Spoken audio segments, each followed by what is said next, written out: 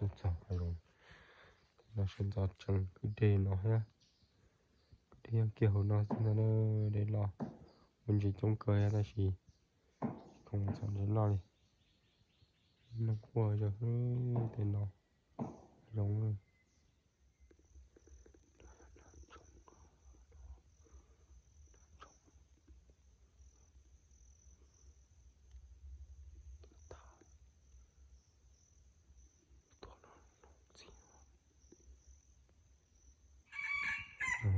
nó tên là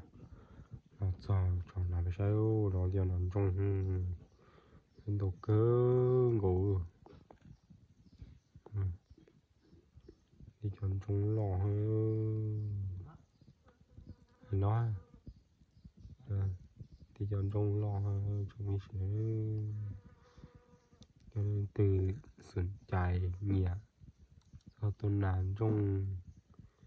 chỗ nàn trong chỗ nào cố thì sau sẽ đấy đó hải vụ cho cái tua này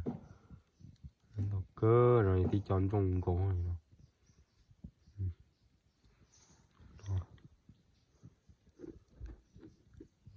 đấy nó tỏ hồng cây nè